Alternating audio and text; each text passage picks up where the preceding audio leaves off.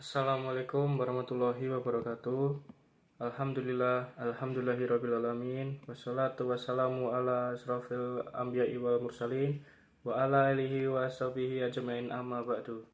Pertama-tama marilah kita panjatkan puji syukur kehadirat Allah Subhanahu wa taala yang telah memberikan nikmat iman, Islam dan ihsan kepada kita.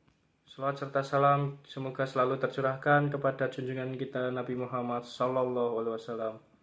Hadirin yang dirahmati Allah Subhanahu wa taala, dalam kesempatan yang penuh keberkahan ini saya ingin menyampaikan ceramah singkat tentang kisah Ashabul Kahfi.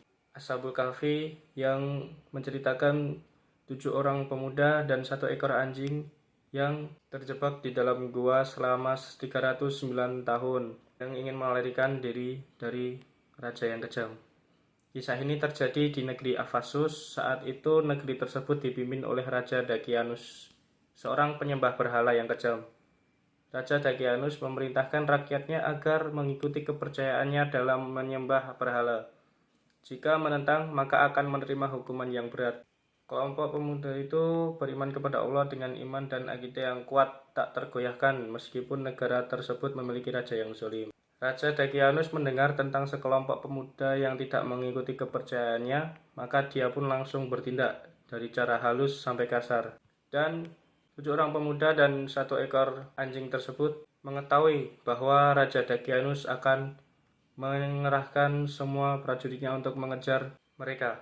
Dan 7 orang pemuda tersebut dan 1 ekor anjing melarikan diri ke gua terdekatnya. Setelah masuk ke gua tersebut, 7 orang pemuda tersebut berdoa kepada Allah Subhanahu wa taala untuk melindungi mereka, dan Allah Subhanahu wa taala mengabulkan itu semua dengan mengitari lubang gua tersebut dengan jaring laba-laba hingga prajurit yang dikerahkan oleh Raja Dakianus tidak bisa masuk. 7 orang pemuda tersebut berdoa lagi kepada Allah Subhanahu wa taala untuk melindungi dari semua kejahatan. Karena Allah mendengar doa tersebut, Allah mengabulkannya dengan menutup mata dan menutup telinga selama 309 tahun. 7 orang dan 1 ekor anjing tersebut tertidur selama 309 tahun di dalam gua. Sampainya dia bangun setelah 309 tahun tertidur, ya badan mereka dipenuhi dengan debu yang sangat tebal karena 3 abad di dalam gua dan tertidur. 7 orang tersebut merasa kelaparan dan ingin membeli makanan di pasar yang biasanya pemuda tersebut membeli. Ketika sesampainya di pasar, pemuda tersebut heran karena baju-baju dan pasar-pasar yang biasa dibeli oleh pemuda tersebut berubah yang sangat drastis, yang dari kuno menjadi modern.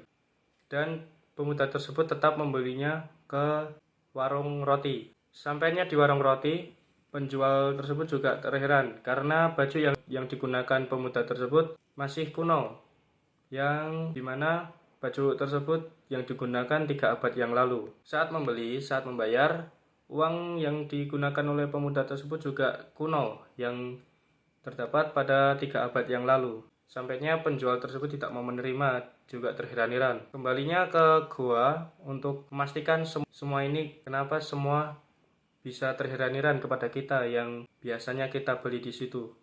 Allah menjawab, karena 7 orang pemuda tersebut dan 1 ekor anjing ditidurkan selama 309 tahun. Terdapat pada surat Al-Kahfi ayat 9 dan ayat 10 yang berbunyi, Ammasibta anna ashabal kahfi warraqimi kanu min ayatina ajaba. Artinya, apakah engkau mengira bahwa orang yang mendiami gua dan mempunyai rokim itu termasuk tanda-tanda kebesaran kami yang menakjubkan?